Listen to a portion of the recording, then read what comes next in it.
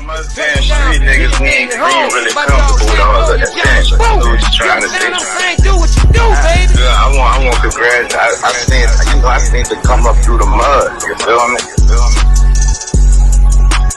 Real. Yeah. I'm saying, like I said, I used to be top. I'm one of the ones. When that nigga said he had a phone, his whole joke, man, I'm looking at the screen like preach. Cause I was on the phone with him, you feel me? So you know what I'm saying?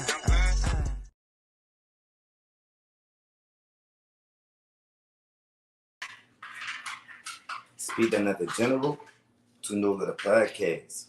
You keep your body clean, man. Yeah, y'all already know you heard me. It's 504. So it's time to get to what we about to get into. But at the same time, this is story, so I'm gonna let him tell it.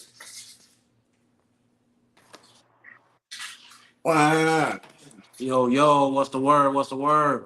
Man, it's all gravy, baby. Finally got you in this thing. You heard me. You want to shout your people out first, or you want? Man, y'all know what it is. SOSGANG King Swag, stand up. We in the building. SOSGANG, stand up. Live from my city to yours. We in Quad City, Illinois, Midwest movement. Yes, sir. Yes, sir. Appreciate you. You know what I'm saying? Accepting my offer to come on the podcast with me and run it. You hear me now? Before we get into everything, right? With the good, the bad, the ugly, the bullshit, everything that come with it. You hear me? Did you think it was gonna be all this when you first started this shit? Nah, not at all. Not at all. When I first started doing music, it was just more so a way to be heard. But now I really realize, like, you know, being heard come with a whole bunch of responsibility. When you become the voice for your people, it's like it's deeper than rap. You know what I'm saying? Speak on that right quick if you can. You hear me, so?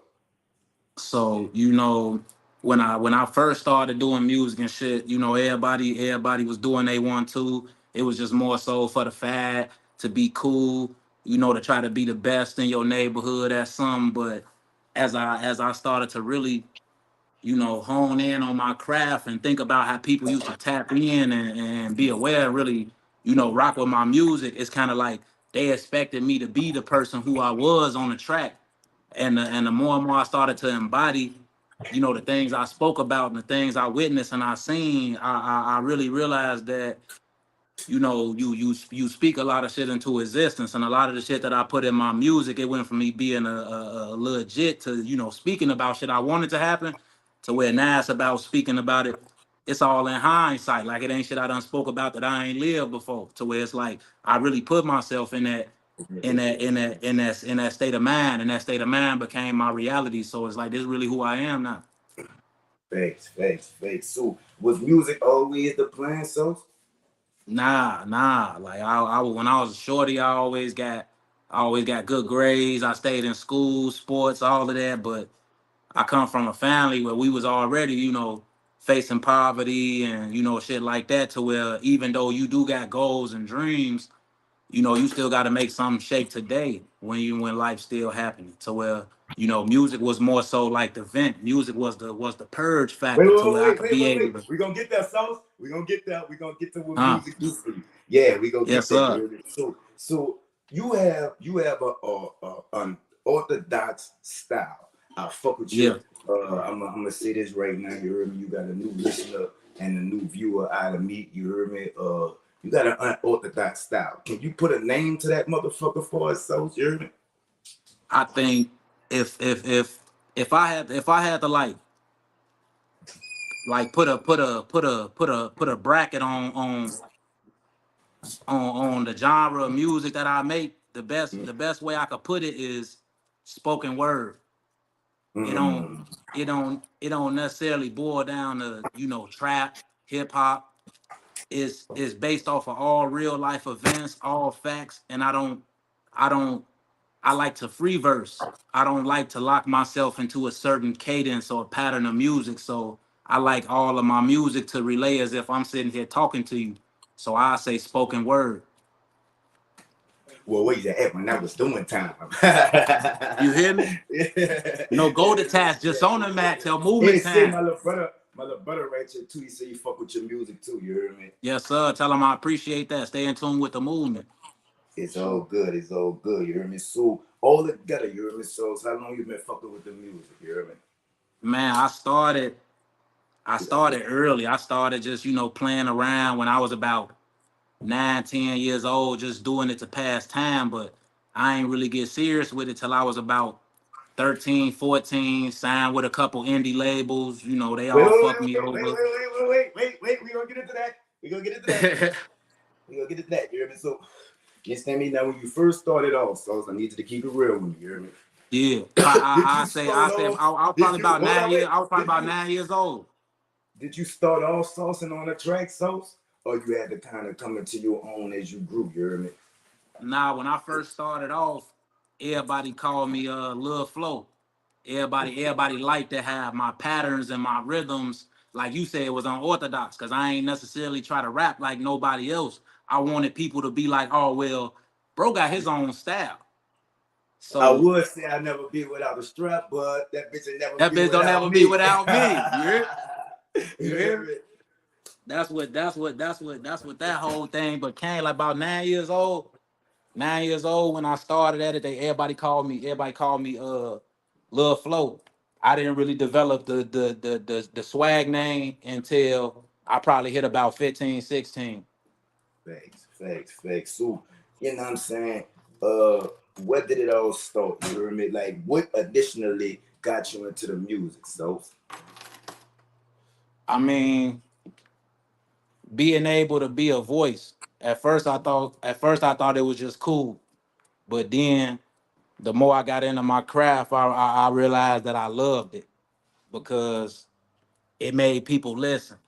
And normally when you sit down and you talk to a person, you could energy don't ever lie. And it's like it's a good 70% of the people you talk to, they don't really care what you're talking about. They don't really care about your story. But this music and these frequencies, person to actually sit down and hear you out. And whether or not they get you, they can always hit repeat and they gonna hear it the exact way you explained it the first time. you understand? I like that. I like that. What artists did you listen to before you started putting the pen to the paper? You hear me? So, Man, I always die hard Wayne fan, Wheezy fan. That's not even glad to on no make you area carry up. code. That's not even on no area code type shit. Like bro, always he the fact that he was able to the fact that he was able to translate poetry into music and actually apply the science of making people be thinkers while But he it's was personal. writing this. To where if But you not where Wayne at in his head or his intellect, you might as well not even listen to that track because you ain't gonna keep up with it. a lot of people don't know for the first 11 years, he could not curse. That's Yeah, monumental. Yeah. yeah. From the first, That from the that first. that that that expanded that expanded his scheming and his wordplay so much because he found so many different ways to express his thoughts without using like sentence fillers and things like that.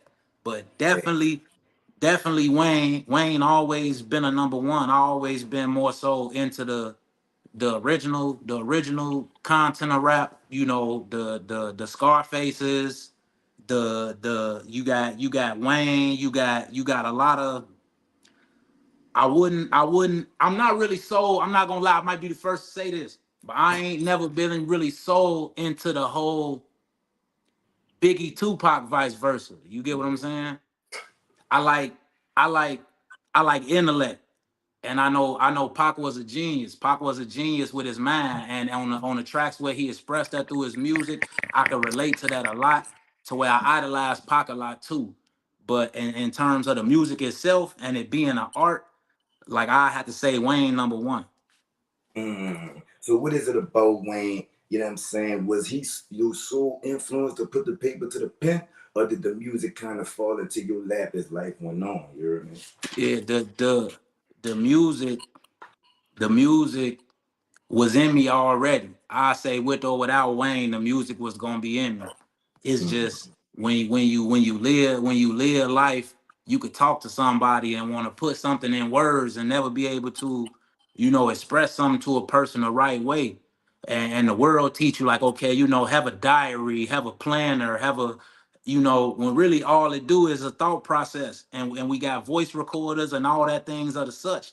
to remind us that our thoughts is gold. You should never want to lose your thoughts. To where why not record these thoughts and put them in a format that's so that's so sliding and so memorable. Now you got the world keeping track of your thoughts. You understand? You hear me? Midwest kid, right?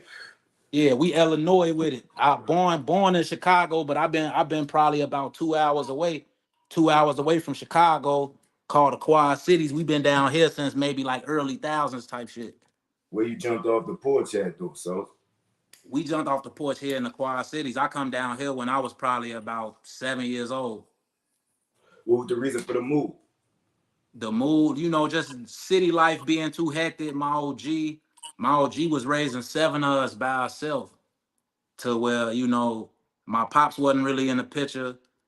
Chicago being a dangerous place, her wanting us to grow up and not conform to the streets. No pun intended. Yeah. But she came down here. It's way more simple here. Like, it's slow here. You can really choose what you want to do. You don't got the city making decisions for you. You could just choose who you want to be here, and as long as you solid and true to who you is, they gonna receive you well here. That's big. You hear me? Was it an easy transition for you? You hear me? Nah. It wasn't. Because you went down, point your shit down. Now, so Yeah, nah, it wasn't easy at all. When we first got here, it was hard because just us being so close to Chicago, don't nobody here like people from Chicago. Okay. So soon as we come here, we already got smoked just because we from Chicago. But we wasn't worried about shit. It's seven of us, just all brothers and sisters, to where we came here mob already. Cash money in the army, but Navy. Yeah, we come here getting kicked out of schools and shit. But it's just a new adjustment to trying to be accepted in a new place that don't know who you is, don't know what your story is. And in the midst of trying to get all of that accomplished, unfortunately, my mom was raising us. She had to go do jail time for a little bit, to where that threw us in a loop a little bit more through our early adolescence. So shit was real early on. It was real.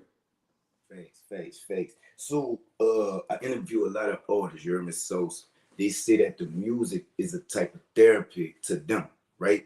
What exactly does the music do for you as a person? You hear me? So it's when I'm able to sit down and say what I want to say, because you got a lot of artists who just gonna drop shit.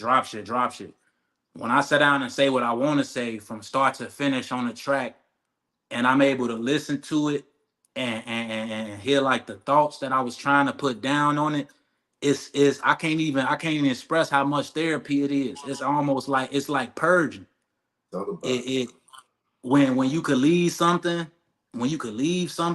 on a piece of work that's gonna stay true forever. Like, I might be in a certain mode when I drop some shit, but as soon as I double back down on it, I'ma already know exactly what type of time I was on when I made that music. As a reminder, I could be going through some shit in my love life, and I might drop some shit, and now I could use that track as a reminder to never go back to that spot.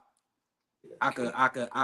I'm not gonna drop a track about driving a Ferrari or no shit like that, because I don't need to be reminded to drive a Ferrari. You get what I'm saying?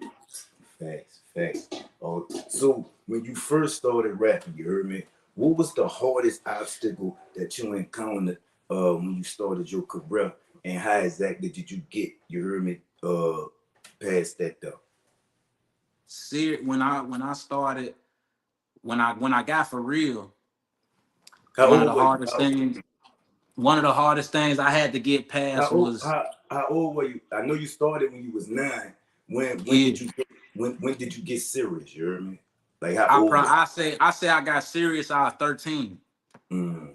And what was the hardest obstacle you encountered? You heard me, at 13 years old, starting off in the music. You heard me? The hardest thing I dealt with was probably like the old heads at the time not taking me seriously. They was manipulating me, using me. At that time, I ain't had my own studio, to where a lot of the big homies had their own studio. They'll give me free studio time, giving me free promo and shit like that, and I ain't really understand the business of it. So me just wanting to be in that light, I was all for it. And that's what really made it hard for me, because I was giving people stuff that was great. And I couldn't receive no credit for it, just because I wanted to be a part of a team instead of being noticed independently. That's hard. What's the biggest lesson you learned from going through that and getting through that and persevering on? You heard me? The biggest lesson I learned was that everybody got their own beat. But when you enter any type of arrangement, social, personal, or business, you got to make sure you got your own beat. You know what I'm saying? And if you stick to your beat, then any type of interaction between you and another person is anybody race. You ever thought about putting the pen down, Sos? And if so, why and what made you keep going doing your thing with the music? You heard me? I thought about putting the pen down a couple times, but I never could. Why not? So A couple of the times I wanted to put the pen down, because every time if I felt like I got close to a breakthrough in my music, something tragic would happen. I got real close to getting to a breakthrough. I had paperwork in the works with my big cousin and Beanie Siegel. We was gonna get our own chapter of state property back in 2010. And as soon as we started getting hella motion for that shit, my cousin was killed in Chicago. My cousin King, the Hood Savior, he got killed. That fucked up the motion to where that made me want to put the pen down. I couldn't stop though, because I felt like out of everybody, music was my go-to. Like, music was finna help me get through him passing. To where I had to go to the music. By the time I doubled down and gathered my focus again to continue to do music, unfortunately, my firstborn passed as a baby. And that fucked my head up. That had me lost for a minute, wanting to put the pen down. Like, what am I doing? Hold up. We're gonna do a moment of silence for you people and for your firstborn right quick. You hear me? Do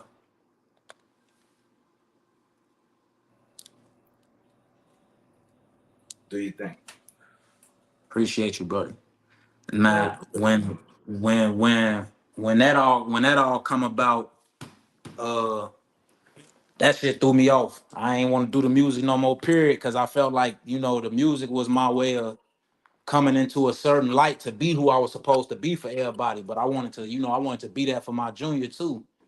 Absolutely. And fucking once I wrap my mind around, okay, life moving forward, even if you ain't finna be, full blown with the music situation, you still need to, get your feet up under you and still be King Swag in the flesh. Yes, So I started to get back, vigilant and shit like that with the music again. And then I got booked. Prison time. We're gonna get to that. We're gonna get to That shit, it been hella discouragement, but I'm still at it. By you saying that, the hella discouraging, everything that you just ran us through, right? Do you still have the same love for the music as of now that you did when you first jumped into this shit? Why or why not? So I feel like in a way, I love it more now. I love it. Wow. I love it more now, just because I understand. I'm more grown now. I'm more mature to where I understand the power of what I'm doing. Now it ain't about being famous. It ain't about, sold out arenas or nothing like that. Now it's about healing. Now it's about using my story, my experience to appeal to other people in a format of sound, and get people to relate to my cause, get people to feel my pain and not make the same, turns or decisions that I made in my past just by listening to me in an easy format, because they might not listen to me a cappella. Absolutely, you heard me. So when it's all said and done, you heard me, what you trying to get out this rap shit? You trying to be the best rapper? You trying to get the money, you just want to look clout, you just an artist. At the end of the day, when it's all said and done, you hear me? What you trying to get out this rap shit, so? I wanna be the type of person that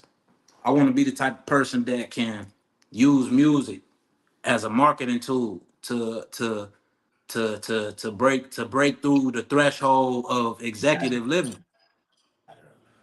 And once I get to the executive living format, music is just a facet of business. Music is an art to where, with or without the riches, with or without the fame, I'm gonna always be true to my art. But part of my life and my mission here is to use my art to advance myself and my people.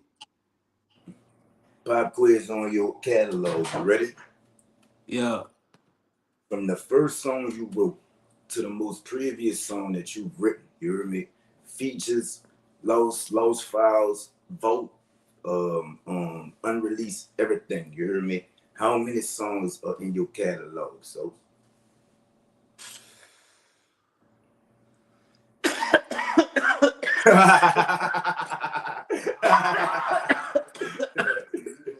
I can't even tell you. And that wasn't scripted. That wasn't scripted. Oh, my son, that wasn't even scripted. I can't even tell you, bro. I can't even tell you. I'm looking at 120, about 130. Nah. That's you gotta get up there. Get up there? I'm talking about. Let me put some respect on your catalog then. Let me know. Man, I'm talking about. I've been at it since LimeWire, Zanga, MySpace. Talk about it. You know, mixtapes, motherfucking 16 track CDs when I was in 6th grade. Talk about it. Talk about it. Talk about it. Let me give me a number. Round it off to the nearest 10 for me. Right now, if I had to do a collective of recorded projects, I would say we recorded projects. Now you trying to cheat. So in the vault, all the features, lost files. I'm talking about all that stuff. Not just no recorded, nigga. We gonna be pushing about like a 2,000 song catalog. Ooh. I'm not gonna lie to you. Ooh. We pushing like a 2,000. We put 2,000 plus. I wouldn't even. I don't even want to say 2. Let's go work. So all right, now I need an answer. So you hear me? Of them 2,000 songs, so you hear me? What's your favorite song that you ever wrote before in your life? You hear me? In your whole music life, you hear me? I don't want to hear no all my songs. The woo woo. You got one that you put, you know what I'm saying, in front of the other 1,999. So if I could name one song that I had to be my favorite, it would be That's a Problem. It would be That's a Problem. I came home. What project is that on, and where we could find that at, Jeremy? That was a single. I released that single soon as I came home. Unfortunately, it was like a promotional non beneficiary type project because I was still on parole. But when I come home and I dropped it, everybody soaked it up. Like I'm talking about we got Too High Radio, Skunk Radio, Sirius XM Radio. Everybody tapped in, and I feel like they tapped in because the song is just real spiritual. Everybody was waiting so long to hear what I had to say, and I feel like I kept it real. So let's get to that. You did a 9-piece, right? Yeah. I know I listened to your music, you hear me? 25 to my mind, be back. I only did a 9. You hear me? Only did a 9. Yes, like I said. Yes, sir. Me and the brother, we listen to your shit. A couple of your songs I did add to my playlist. You heard me, and you know, when I do my little live performances, I might kick off the year with one. You heard me? You know, I do my performances, and I have all the artists from across the world on here. You heard me? I want you to be done with that one. And I might do it like June. I'm gonna say January 3rd or the 4th. Yeah, I'm with it. Like I said, you heard me. You all, I fuck with it. You heard me. So, what's the first song you ever wrote, Sos?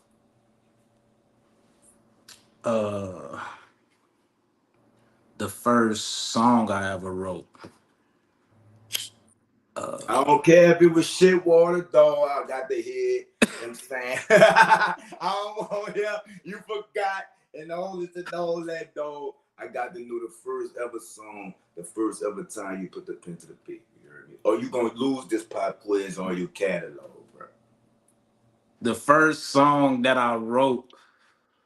Period. As a song. Not when you got cold. I'm talking about the first ever. Yeah. If the first song that I wrote, me and my brother, I don't know what the hell we was doing, but one of the big homies pulled up on us and was like, y'all rap?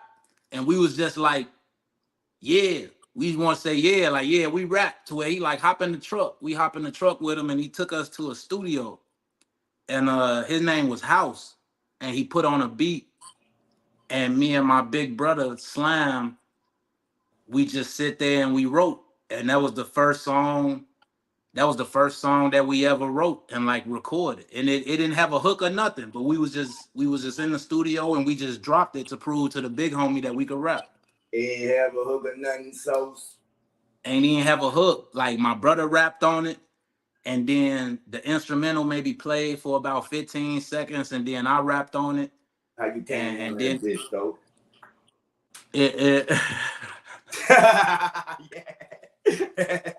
How you came on that bitch? I gotta think back to that motherfucker. That motherfucker back there. Come on back. This is the pop quiz. You heard me? This is the pop quiz.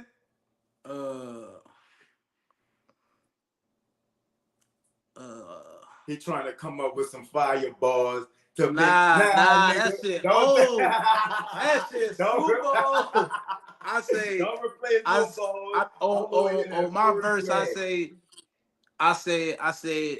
say these fake wannabes keep playing with my mind, but my homies always tell me to stay on my grind. My father left, yeah, he was gone before I turned 9. A father like that is always one of a kind. My mama was the only one that was handling business, no food in the kitchen, and I was a witness to it. I had a chance to do something, but I blew it. You said you ain't like the first song, but you coming with some. You just sat there and made that shorty, you hear? Nah, you ain't. I swear, I was a shorty. Like I feel like I was meant for it. I feel like I was meant for it. I feel like if we could. Man, I feel like I was meant for it. This the first track. This the first track I ever recorded. I could get my big brother on the line. Like I can't even remember the whole. I think I rapped maybe like 26. It probably wasn't even an even number. Maybe like 25 bars on it. And I just put that shit out right now. You heard me? Yeah, I just rap. I was just telling my story, talking about how my dad wasn't around and how my mom was a good mom, and it was to a dope trap beat, and we don't even got the track no more. We only had the track saved to a master file, and we had the track saved to like a PlayStation or something. It wasn't even a new one, like the first PlayStation that ever came out. That's that Windows 95 type shit, huh? Man, like it was like the first game system that came out with the memory stick type shit. We had it on there, but it was one of the big homies named House came and just picked me and my brother up off the block and asked us could we rap, and we told him yeah, and we went to the studio and we dropped it. I can't even. I'm shocked I even remember that much of it. Like I never forget the moment, but I didn't even think I could pull that song back. I think that's cap, though. I think you set up and you. I think I'm gonna have to call a lifeline. Like you were trying to remember it, and you came up with them bars in your head just not so. I'm telling you. So, in your opinion, right, from that first song to the most previous song, right? What's the biggest difference in your style to you? shit. Looking back on it, I told a couple of lies back then. Baby did too. That's the only difference. When I was a kid, I exaggerated the truth. You kind of spoke it into existence. Yeah, I did. On that song.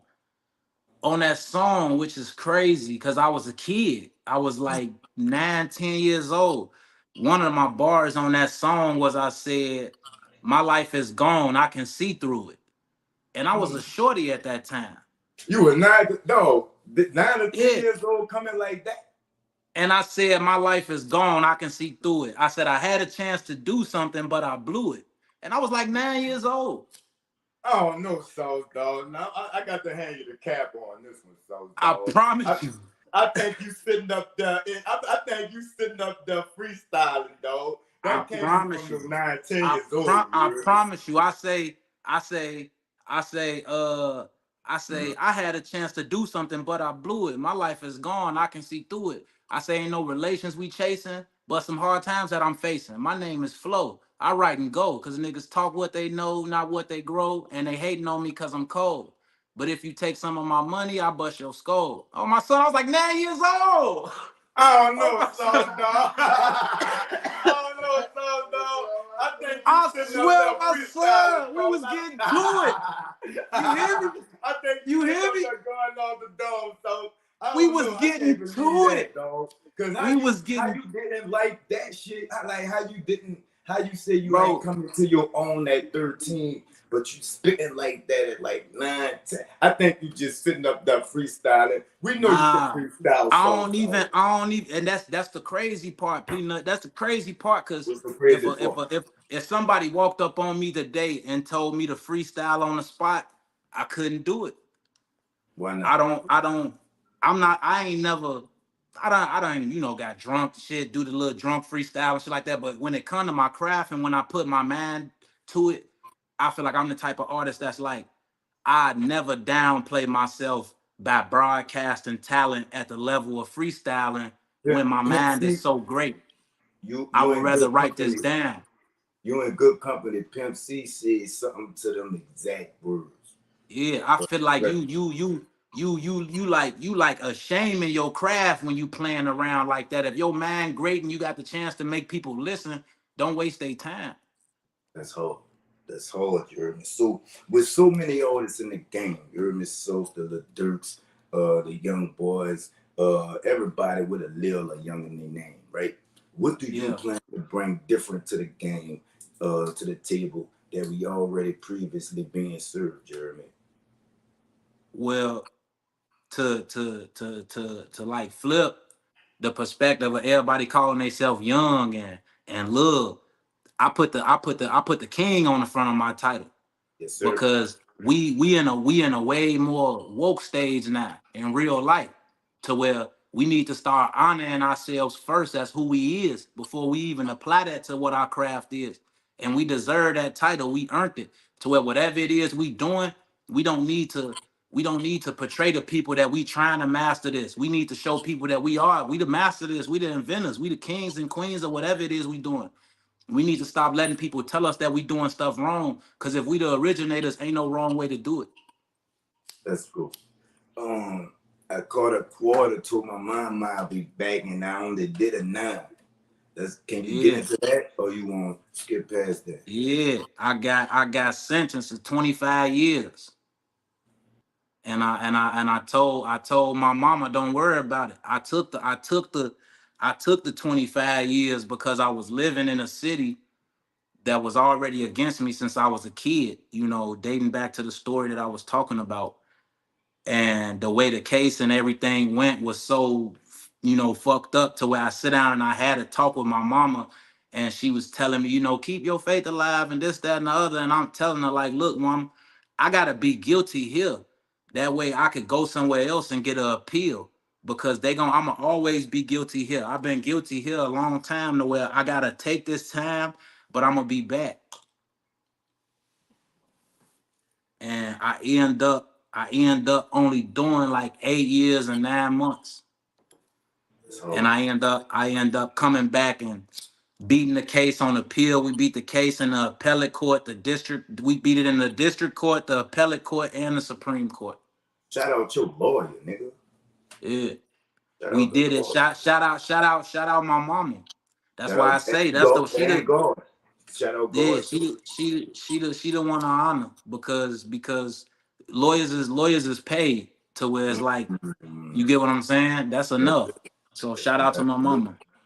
Shout out to moms, absolutely. Shout out to moms. What's your biggest lesson you learned from that whole experience? So that I can't be stopped until I'm dead. Let's go. Talk about it. What is it about that experience that taught you can't be stopped till you're dead? You heard me? Because there's so many different ways to lose your life in there. It's so many different ways to lose your health in there. It's so many different ways to lose your mind in there. To where you really have to understand how in control you is so that you don't lose control. And once you realize how to do that with simple vices, like simple vices, like out here, we take a shower, we control the temperature of water, and there you just push a button, and whenever come out, you got to get clean. You got to keep pushing that bitch. You get what I'm saying? And 30 seconds, you gonna get something different. To where it's like, when you able to really grasp what's in front of you, and you like, look, I can arrange these pieces however I want because I'm in control. And you move shit around on, like, cause it's chess not checkers. You move shit around on your board and you leave and dominate other things in life, and you come back and ain't nothing moved on your board. That's like a reference to me coming back from prison, and it's like, hadn't shit changed around here. To where it's like, you can't tell me that I don't have dominion over what's going on because I sat back for 9 years thinking about what all I was missing. And as soon as I came home, it's like everything exactly the same. Like somebody just push play on the VCR. Take us through your first week and your last weekend. Man, my first weekend was crazy. My first weekend, cause I got booked when I was trying to pay some traffic tickets. So I was fucking going down there to pay some improper lane usage, some stopping at a stop sign type shit. And then I got booked to where when I got booked, my head was fucked up the whole time. My head was gone, going to court dates, trying to get bond reductions, trying to get on the phone, figure out how to set up the accounts. My head was everywhere the first week. The last week,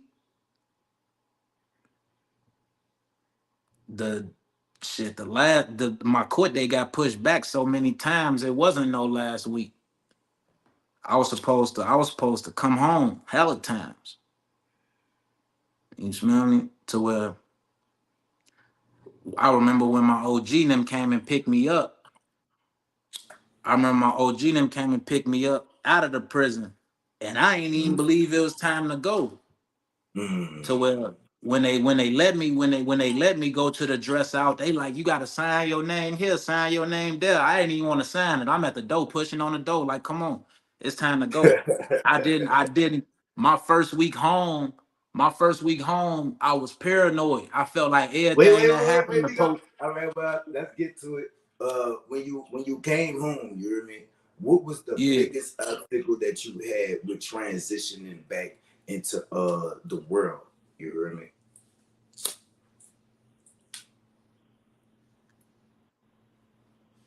Man, a good question, huh? Man, the biggest obstacle was personal. The biggest obstacle was like trying to learn everybody again.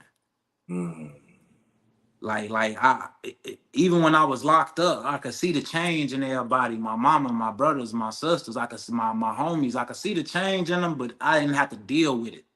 When you locked up, you necessarily kind of secluded from the world, so where you ain't got to deal with it. But when I came home and I had to deal with it, especially it's all being thrown in my face because everybody want to be there for me, I really had to learn that not only had people changed as the time went by, but they probably was never who I thought they was, no way. Oh, that was deep. So how you came to that conclusion? Because they hadn't even, the specific people I'm speaking on, they hadn't even glowed up yet in the motherfucking in the exact category that I expected them to. If we talking about a homie, we all was true to a code that's been broken multiple times since I've been locked up. So if this code been broken and I'm locked up, the first thing that's gonna come to my mind is, man, bro, them out there going for broke. So if y'all out here going for broke, I want to see the result of that. If we always try to say unified, we gonna get this done, and then as soon as we not unified no more, did y'all split up to get it done? If y'all still ain't got it done, then what was y'all doing? Y'all was just trying to betray each other. Mm-hmm. And not coming home is kind of like I gotta accept the fact to where it's like, damn, you might have had something on your chest with bro to betray bro, but is that the same case between me and you? And if it's the same case between me and you, then at what extent is it really gonna become the reality? It's hard. It's hard. So doing all this, right? How did this affect you musically? Musically, everybody in my circle always knew I was the GOAT when it came to us. You ain't But had a dome everybody, jumping? You ain't had a dome jumping when you was in that bitch, so? man, I did, but when I was like, I did 3 years in the county, and when I did 3 years in the county, I done maybe 2 years, 7 months of that and said because I was fighting too much. So like it was always isolation, and then they dropped me straight from the county to the maximum security, and the maximum security is like a lockdown isolation too. Motherfuckers walking around with shotguns on the towers like on some Wild West type shit. They sent me to Menard in Illinois, and the last maybe 2 years that I was down, I went to Galesburg, and Galesburg was cool, but I was already so, like shell shocked and riled up from the whole experience. And now I got gas because I'm like, I'm finna come home. I wasn't even following the directions in Galesburg. What was the biggest lesson you learned from them 9 years? So, Man, like I say, first, that until I'm dead, I can't be stopped. And secondly, that you gotta constantly stay in motion. You not neglecting your morals or your values for stripping your skin or shedding your skin to adapt with a different environment. Cause that's what we was meant to do. If anything, that's your power. That's not a weakness. from yourself now, yourself starting no, give yourself the biggest piece of advice that you learned throughout all the years.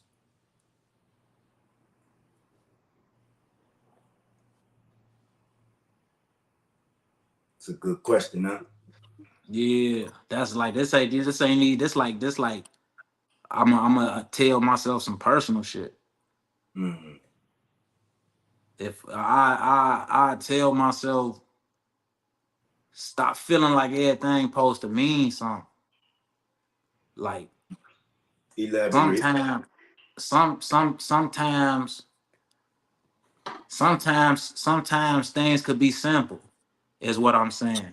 Like I'm an overthinker to where I think everything supposed to mean something, and I sit around and I tear myself down in my head trying to break the algorithm of the code for certain things in my life, certain things in other people's life, What's your and sign, so? sometimes it ain't even that complicated.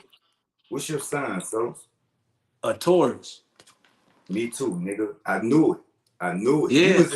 You was explaining me. That's why I'm like, oh no. You hear me? Fuck this nigga. Okay, we cousins. Yeah. Yeah. Cousins. To where it's like, man, if I could tell myself something, it'd be like, stop thinking about that shit. Like, let that shit go. Like, don't even worry about it. Stories. That ain't gonna never happen. Nah. I know. I tell you, that wasn't no question. Nah. That wasn't no question. We done had hella pep talks in the rearview mirror and shit. Like, okay, this time we gonna stop giving a fuck. I just had one before this motherfucking interview in the bathroom mirror, nigga.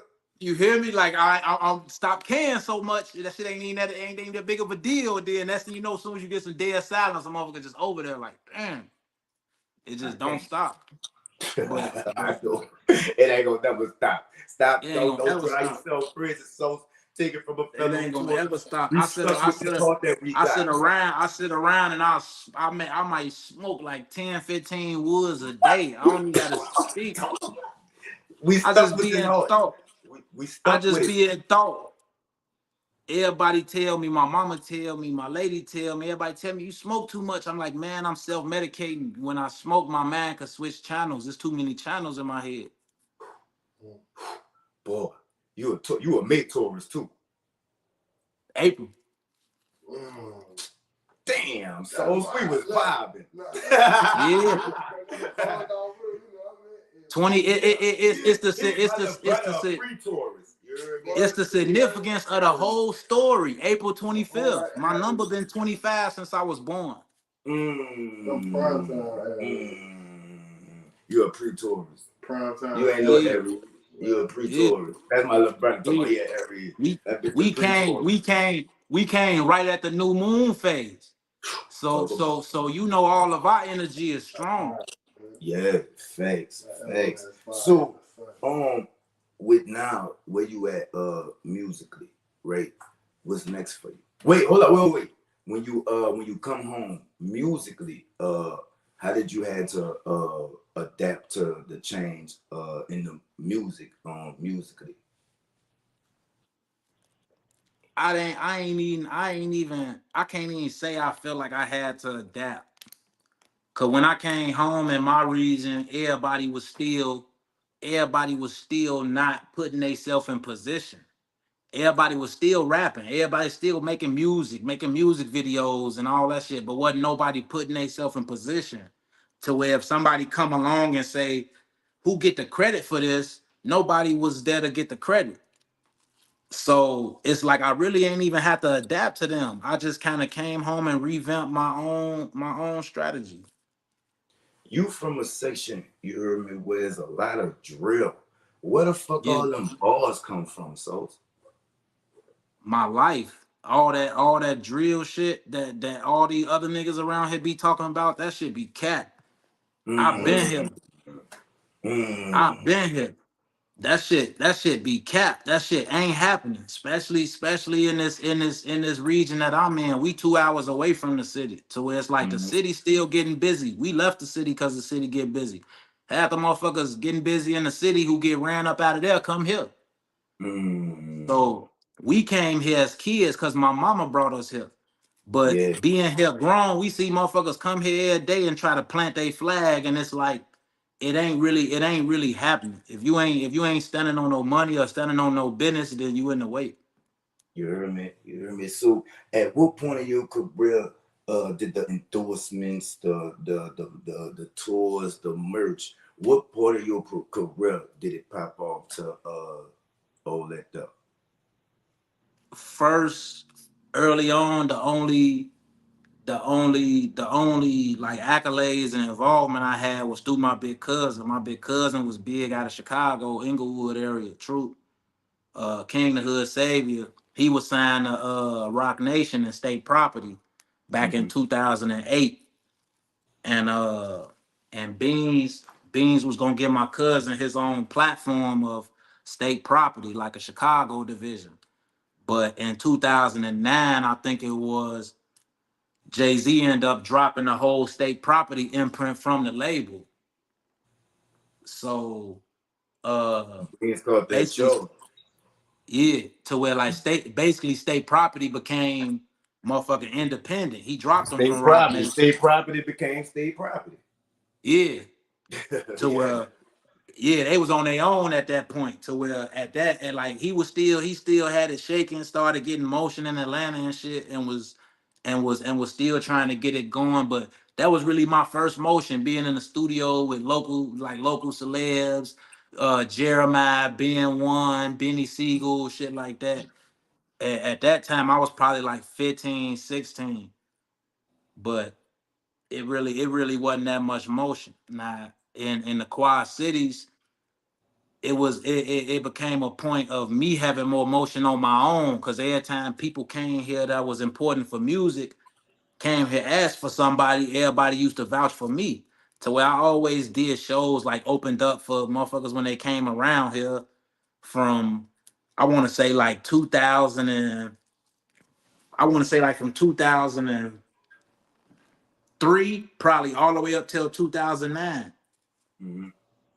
And I was opening up for like old artists like uh Crime Mob and 50 Cent and Twista and all of them when they was coming around, but it wasn't really Nigga, you talking about old artists, nigga, that's legends. yeah.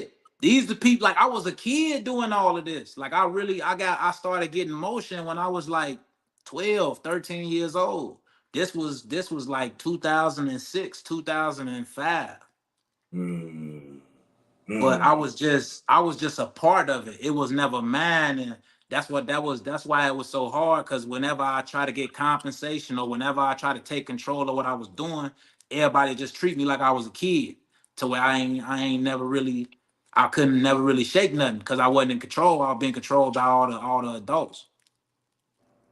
How did you go from artist to fashion designer?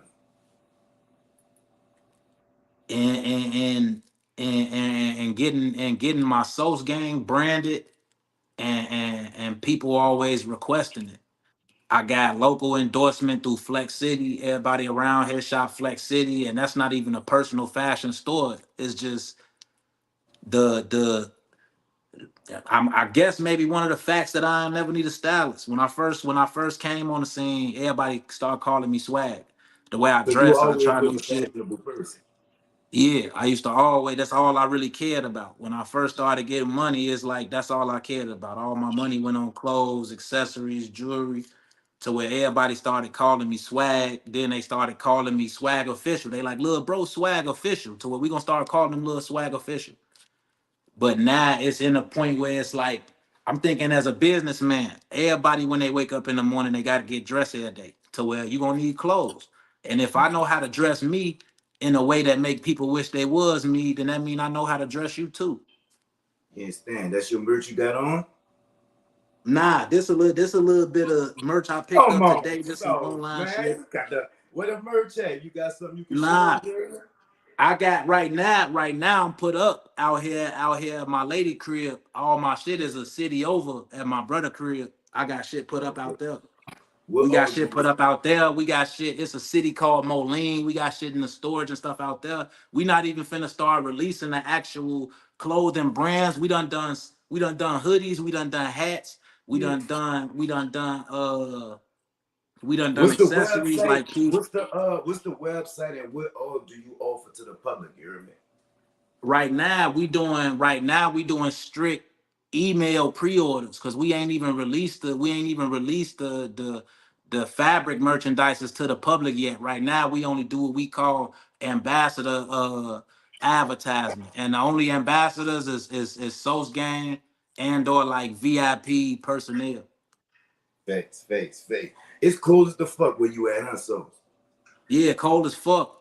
what the temperature is over there is I think it's like 52, 53 Yeah, outside. like the last few days it been cold. Like we ain't even got no snow this winter. But you go outside, you close your eyes, it feel like it's snow everywhere. Mm. Where you see yourself Cold as hell. musically in 5 years, so In 5 years, I see myself like sitting down in front of somebody and seeing myself in them. Like like like You about to like be a like boss. yeah, like some real life CEO shit. And I can't say that this the fruition of it, but you definitely heard it here first. Thanks. I appreciate that. You heard me? I appreciate that. What's your latest how many projects are you in so far? How many projects, mixtapes, albums do you have out so far? Right now, since we just started the independent, distribution at the top of the year because I just came off parole December of last year. And Congratulations. appreciate that. Everything that I was trying to do to get motion while I was on paperwork, they was trying to make me report all of my financial earnings to the city. Yeah, That yeah. way, they could charge me for all my minimus, like dating back to when I first caught the case type shit. Restitution But and all that stuff. yeah, once I went independent from the top of this year, I haven't been able to say, look, I'm finna put together this many songs and release it as a project because each one of my singles all pick up their own motion. You get what I'm saying? To where it's Okay. like I might release a song here and halfway through the marketing scheme, I might sign an opt-in contract with, the exercise bikes, Peloton or some shit like that. To where now I Congratulations. gotta dive deeper and learn Peloton's brand and figure out how to target those listeners and program myself into their algorithms versus the most artists now I feel like they all shopping for views and like Spotify placement and all of that shit. Like, nah, this your craft. Like this your marketing tool. It don't just boil down to being seen and being heard. Like you license, you LLC with this shit. Like we talking about going and getting cash and credit to make your real life better, not just your career better. Talk about it. Talk about it. What was the biggest obstacle that you had transitioning from artist to boss? Having to do it alone. Does Cause when you want to be this shit happen overnight, so? Nah, not at all. I'm 32 years old. It started in 92. Talk about it. Talk about It it. started in 92. 92? 92. Yo, OG in this shit, so. Yeah, I've been at it a while. I still got the charisma of somebody who's relatable today. And that's only because I'm self-aware. I know who I am to where I don't never mind being a different person because the only people who feel being a different person for the sake of progress is people who feel they gonna lose themselves. I done been through the trenches. I know who I am. I know I'm never gonna lose myself. You into features? I am, but not local. I can't even say I done too many local features with my peers. And it ain't even because they not good. I'm not gonna say they not good, but it's just because I grew up with a lot of these niggas, Mm. and it's They not like telling the truth. it's like a simple statement to me feeling like I grew up with y'all. To where if I grew up with y'all, I know what y'all capable of, and I know how I feel about my music. I know what my dreams and my ambitions is, and where I'm set with it. And I don't, even though I could mob with you niggas, I could hang with you niggas, I could socialize with y'all. That don't mean I gotta trust y'all with my dreams. Like we not that deep yet. That's all. It could take, you could be cool with somebody for 5, 10, 15 years, but that don't mean that you gotta trust them with your dreams. And if a person take that any type of way, then they wasn't really rocking with you no way. That's hard. That's hard. So, like I said, you heard me. What's the most previous project that you dropped, and what's the next project that you coming out with? The last one I dropped, I just did a single called SOSGANG 808, and that dropped on all platforms November 30th. Now, is that Uh a part of a project or just a single or a prelude to an album? Which genre with that this though? this song was singularly a single in itself because this song and the energy and the artistic nature that I put into this project it don't deserve to be on no other body of work. It don't deserve to be compared or aligned with no other piece I've ever done before. Is this your best work? Nah, I still I can't say it's my best work, but I can say that it's my most humanitarian work. Elaborate. This SOSGANG 808 track, I was going through a lot of personal, deep shit in my life, my love life, my personal life, my emotion, like just my spirit. Uh, and I'm a spiritual person, and I study the art of sound and frequency and healing frequencies, positive frequencies, and the art of all of that in programming and music. And the reason why this track is called SOSGANG 808 because the whole track is recorded in 808 frequency, and my vocals are centered around a 432 hertz frequency, which is a healing frequency to bring forth abundance. That's the same frequency that Andre 3000 used in that flute. Yeah. Yeah. I'm These on is the frequency. This is the frequency that all of the greats use. This is the these are the frequencies that Bob Marley used. Yes, sir. These like the greats in life who had the same mission of using frequency to heal in whatever way. Thanks. And that's what I wanted to embody on this track. I wanted to visit a very dark experience, but I wanted to make my darkness pleasurable because that's what America does now anyway. They use people trauma for entertainment. So let's actually Get make it paid off your pain. soothing. Yeah. So let's make it a healing experience instead of a traumatizing experience. I could still take you to a dark place, but I could show you that we healing through this journey. Not I'm trying to spook you out or creep you out or make you feel bad for me because that was just a loss for the win. And what's the next single or project that you're working on, so? I'm already in the studio right now. I'm working on a new track called Right.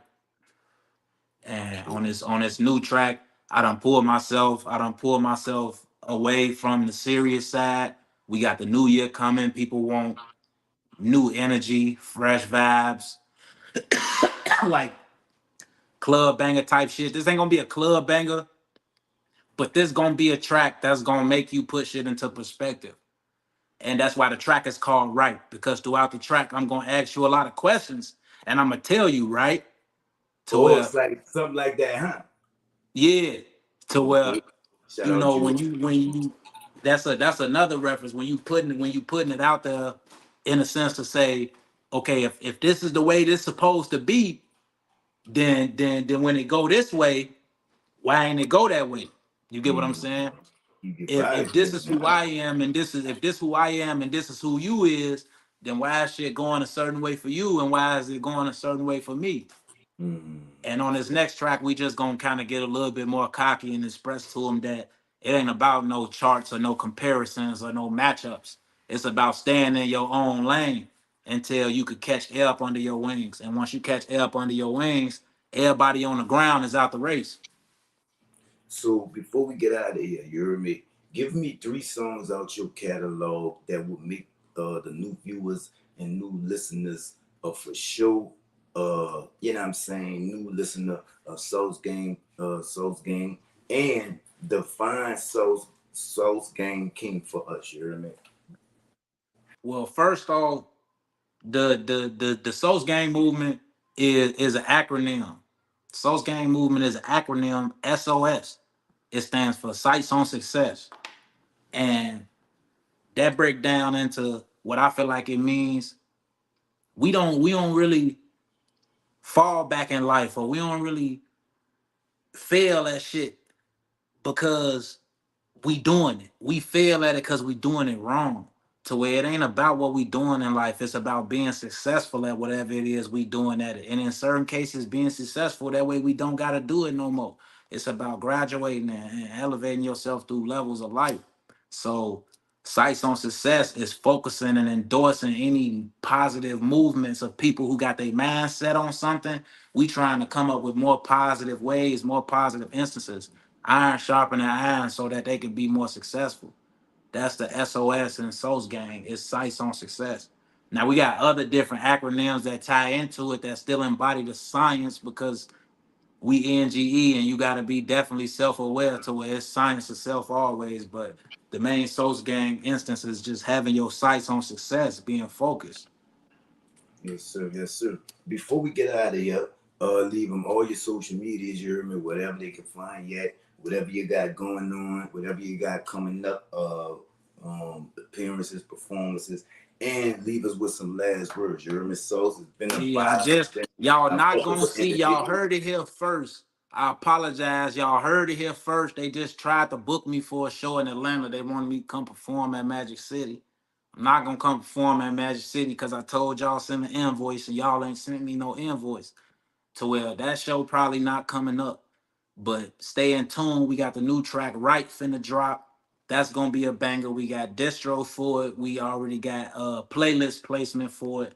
Y'all can find me on YouTube, King Swagger Sauce. You can find me on any platform, SOSGANG King Swag, Instagram, Soul CEO _ King Swag, same tag for TikTok. Demetrius Phillips verified. You're gonna catch my page, SOSGANG King Swag on the business Facebook, verified all through Meta. So y'all reach out, follow the movement. I'm gonna keep dropping shit. This shit coming. I've been at it a while.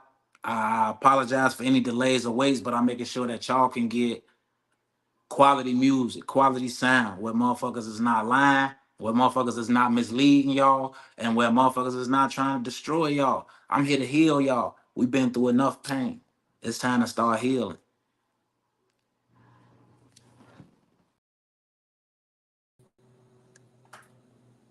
Y'all already know what it is this way, you heard me? It's Pete Another General, to know the podcast. And keep your body clean, huh? Yeah.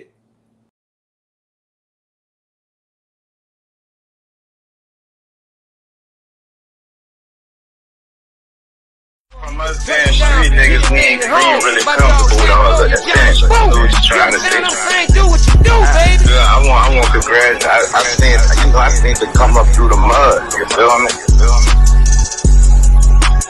Real yeah, you know what I'm saying? Like I said, I used to be top. I'm one of the ones. When that nigga said he had a phone, his whole joke, and I'm looking at the screen like preach. Cause I was on the phone with him, you feel me? So you know what I'm saying?